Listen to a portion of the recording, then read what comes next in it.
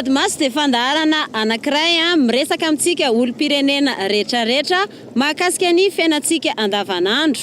Nandritra nyity volan'ity dia niresaka manokana momba ny zoom-pirenena miarabantsika rehetrarehetra any atokantrano any dia manasa antsika ary anaraka fandaharana hatramin'ny farany. Fananana iombonana no loha hevitra voizitsika tamin'ity herinandro ity. Tianay mariana kely fa misy karazany roa zany fananana iombonana zany. Ao anatin'izany ny fananana iombonana tsy miankina toy ny fiangonana, ny école privée ohatra ny bus fa ny resantsika androany dia ny fananana iombonana miankina fanjakana. Ohatra ny hoe tolo lalantony zao na ny jardin public na reny hôpitaly reny. Noho izany dia ny fananana iombonana miankina fanjakana no loha hevitra voizitsika androany. Reto daholo indray fanontaniana tao amin'ny page Facebook. Fanontaniana voalohany, araka ny hevitrao, inona no atao hoe fananana iombonana? Fanontaniana faharoa, araka ny hevitrao, inona no antony hanajana ny fananana iombonana?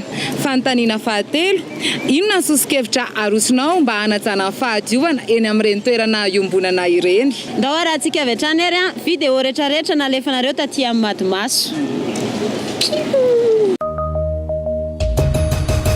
Fanontaniana voalohany, araka ny hevitrao, inona no atao hoe fananana iombonana?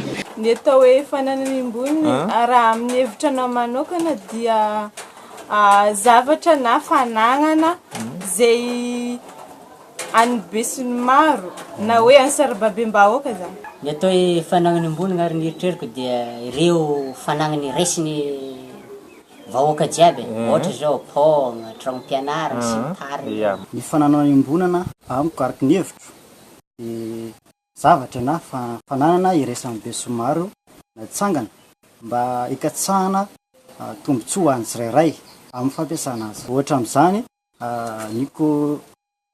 ny commune, ny sekoly sy ny sisa. Miresaka hoe fananana iombonana antsika, inavomana teo fananana iombonana. Fananana iombonana resaka hôpitalim-panjakana, sekolim-panjakana, lalana, reny resaka pibilifona, jiro amoron-dalana sy ny sisa reny fananana iombonana avokoa ireny. Amiko zany atao hoe fananana iombonana dia toy ny sekoly, ny toeram-pitsaboana, ny hôpitaly. Raha ny amiko manokana zany ny antsoina hoe fananana iombonana dia fananana iaraha-manana zany isika rehetra hoe fanjakana manao anazy, ohatrany hoe kianja filalavam-baolina, ny eny manodidina eny ny hevitra iainantsika koa fananana iombonana reny. Ty fahafantarako fananana iombonana izao zany ohatsy fanagnana ny tokotany, ohatsy ny angaty raha zambe taloha tagny le ingy ifanjarazaray tiana ay afara toy taranaka afara toy hoe ingy raha nenga. Atao hoe fananana iombonana zany le raha itambara ondaty maromaro. Atao hoe fananana iombonana atao hoe fananana iombonana ireo zavatra izay ampiasaina malagasy ohatra ny hôpitaly, ny fianarana.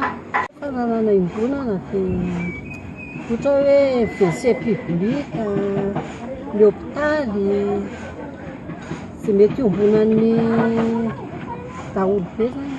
Ohatra hoe hôpitaly, lalana, sekoly. Ny atao hoe fananana iombonana piasana hoe toerana na ohatra hoe toerana ohatra ilay zaridaina reny na ohatra hoe tranom-bokim-pirenena reny ohatra dia raha vahoaka mampiasa zany fa tsisy tompony. Ny atao hoe fananana iombonana araka ny hevitro dia fananana izay tsy ananako fahefana, tsy arery fa iarahako amin'ny hafa. Atao hoe fananana iombonana araka ny hevitro dia fananana izay arahan'ny rehetra misitraka azahoan'ny rehetrarehetra tombotsoa. Ny hevitro zany tokony atao hoe fananana iombonana dia ny fananan-bahoaka. Araka ny hevitro ny atao hoe fananana iombonana dia fananana iraisan'ny daholo be izay tsy ananan'ny olona anankiray fahefana. Ny fananana iombonana amiko dia foto-drafitrasa lovain'ny taranaka mandimby nataon'ny fitondrana. Fanontaniana faharoa, araka ny hevitrao, inona no antony hanajana ny fananana iombonana? Hoe inona ny antony hanajana azy ireny? Izy ireny moa tsy tonga ho azy. Nandany ambony izy ireny, mikarakaraina ihany koa izy ireny avy amin'ireny orinasa lehibe miaseta toerana na fifandraisana fanampiana avy any ivelany reny. Hajagna izany hoe satria raha navela tirazan-tegna ary mba holova ty tarana mafara agny. Hajagna fanagna ombonagna satria mba ndaty maro tinikambagna agnaty izay Ny antony dia tianto hajagna fananana ombonagna izany le satria fanagna sarobidy le tokony ho tanjovana soa tsy ho simba tsy ho montso zay zany. Tsy an-tegna izay tena hagnajagna azy. Ty hevako zany na ho amin'ny hoe fanagna ombonagna izao hajaigna soa io fa ho tantarantika amin'ny tianantika agnaika. Ny tokony hajagna ny fanagna ombonagna iny zegny satria ma izy hoe fanagnana dia tokony kojakojegna izy satria hitambarana zany amin'olo maro. Tokony hajaigna tsara izy satria fa ombonan'olo jiaby tsy fanagnan'olo maro zegny tokony hajaigna tsara zegny izy mba haritra zegny. Ny antony anajana azy mba hisin'ny faharetana amin'ny fampiasana azy. Hajaina ny fananana ombonana satria volantsika vahoaka ihany no lany ao ka rehefa tsy hajaintsika izy dia potika. Dia hajaintsika le fananana ombonana satria fananana raisantsika rehetra avy amin'ny volantsika ihany. Tokony hajaina ny fananana ombonana satria tsy ny olona rery no tokony fananana ombonana io fa ny vahoaka manontolo. Ny antony tokony hanajana fananana ombonana araka izany ombonana izany raha rehetra mampiasa izy volantsika ihany nanamboarana azy ireny dia tokony ho kajiana tsara. Ohatra izany hoe rehefa mampiasa WC dia mba hajaina tsara dia mba tsy handoavam-bola ihany koa izy ireny fa olona rehetrarehetra mba manaja azy dia tsy mametrametraka ilay eny amin'ny sisiny. Satria raha rehetra mampiasa satria olona hitambarany be sy maro dia tokony hajana. Amin'izay misy olona taranaka mapara satria tsy olona iray mampiasa azy dia mba olona taranaka ny aoriana. Satria raha be somaro ampiasa iarahan'olona rehetrarehetra iainana zany izy dia tokony hajaina tsara. Satria tsy olona iray mampiasa azy fa olona maro rehetrarehetra. Tsika tokony hoe manaja azy ireny satria ireny ny ohatra hoe ireny ny haingon'ny tanàna raha ohatra hoe zaridaina zao dia ireny ny haingon'ny tanàna no koa mba misy lova ho an'ny faramandimbytsika. Fanontaniana fahatelo, inona ny sosokevitra arosonao mba hanajana ny fahadiovana eny amin'ireny toerana iombonana ireny? Tokony agnatony le lehibe izy mba ampahafantatra le zavatra tsy mety hoe zao no tokony atao mba hanarenana ny zavatra tsy mety ao anatiny ao dia zay no tokony atao mba hisy fandrosoana ao anatin'io fokontany io na hoe ny commune misy azy tsirairay. Ohatra zao dia mba ny sosokevitra avy amiko zao tokony mba tsaraigna zany ny fanagnana ilay efa vita dia fagnatsarana ananjy tokony ohatra zao amina toeram-pianarana na hoe amina hôpitaly zao dia tokony apitranga zavatra apitranga fako. Ohatra ny lalambe dia mba apitranga ilay sécurité miambina ananjy ohatra sao dia misy mandratra. Samy mandraindraiky zany na lehibe na ny madinika na ny fanjakana na olon-tsotra. Araka izay hoe fikasana tombotsoa an'ny tsirairay dia anjaran'ny tsirairay koa no mikolokolo sy mikojakoja azy mba aharitra sy ateza ka tokony hisy ny rindran-damina apetraka ao anatin'izay faritra na commune resay mba hikojakojana izy dia ohatra amin'izany tokony hisy ny mpitarika mba hife ary izy koa ny mpanatantera. Sosokeviko zany hagnadiovana fananana ombonana le voalohany aloha tokony diovana tankirisa voalohany le ho fako raofana ho tragno fafana le zay raha malotoloto zany tokony atao mihitsy zany ty alay raha maloto eo mba ty sosokevitsy hameako zany mba hiaraka hiombonana tokony tika agnaby tika faritsa tika miharo lakoro zao ohatsy le mba handray andraiky tika agnaby mba hamafa hagnaly lavaka hasiantika ty faoky mba tsy hahazoana aretigna antika.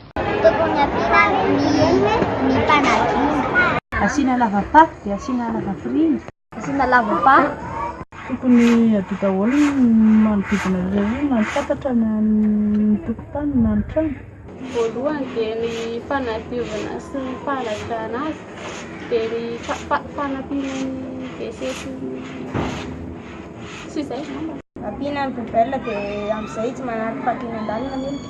Ny sosokevitra arosoko mba hoe hanajana an'ireny toeran'ireny amin'ny resaka fahadiovana, tokony hoe ampiana daba-pako ireny. Ny olona rehetrarehetra aloha zany tokony tonga saina daholo ny fanajana an'ilay izy, ny resaka fako zany.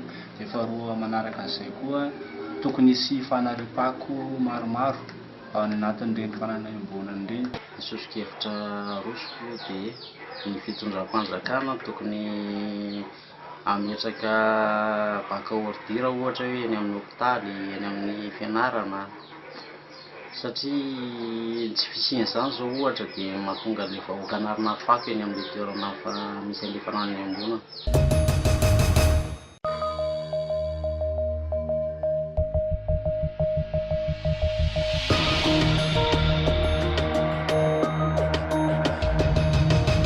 Madimaso, teninao tentsika.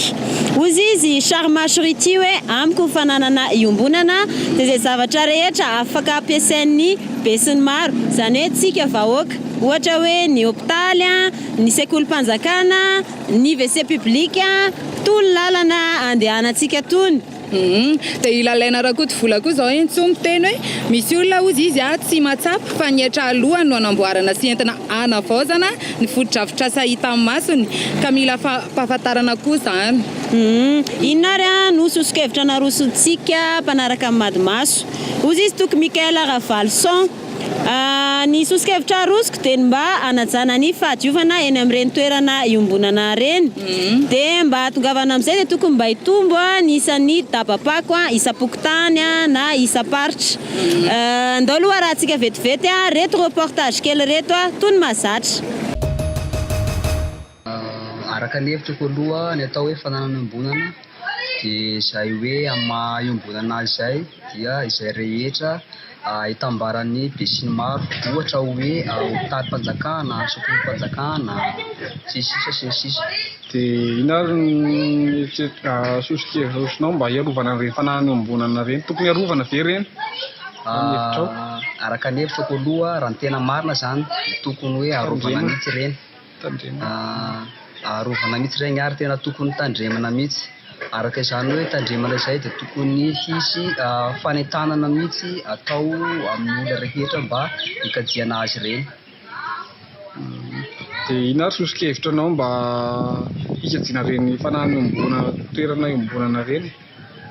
Mba hikajiana azy ireny dia tokony tandrovana fatratra aloha voalohany indrindra ny fananana iombonana ireny. Manaraka izay dia apetraka ihany koa araka voalazako teo ny atao hoe sensibilisation na fanentanana ny vahoaka mampiasa azy ireny, ohatra ny sekoly, ny hopitaly, ny izay rehetra hoe amin'ny fanjakana. Ty lohahevitra faran'ity izay mahakasika ny fananana iombonana no anakatonan'ny Madimaso ny saison 2. Dia nasiana ny karazana fanontaniana na sondage izay apetraka amintsika mpijery rehetrarehetra ao amin'ny page Facebook ao ilay izy. Dia aza misalasala mamoaka hevitra entina pandrosoana ny fandaharana. Ao ihany koa no avoaka ny anaran'ireo 12 nahazo ny loka tamin'ity 3 volana faharoa ity. Dia sao dia gaga nareo efa maninona izay ny atao alohan'ny WC public no manao tournage satria tiana ho ase hoe WC public tompoko dia anisan'ireny fananana iombonana tokony hajaintsika rehetrarehetra ireny. Dia aza tia manaraka ny fandaharana eto amin'ny TVM isaky ny alatsinainy, ny alarobia, ny zoma amin'ny 10 ora sasany arivo ary sabotsy amin'ny 7 ora alina. Isan-kerinandro eto amin'ny Madimaso miteny ianao tentsika. Raha isaky ny alatsinainy, ny alarobia, ny zoma ary ny sabotsy ny fandaharana Madimaso. Raha te handray anjara ianao dia mandehana eo amin'ny page Facebook Madimaso ary valio fanontaniana izay mipetraka isan-kerinandro amin'ny alalan'ny vidéo na sary na commentaire. Ny vidéo ataonao dia azo alefa MP amin'ny Madimaso na koa alefa mailaka amin'ny madimasotv@gmail.com.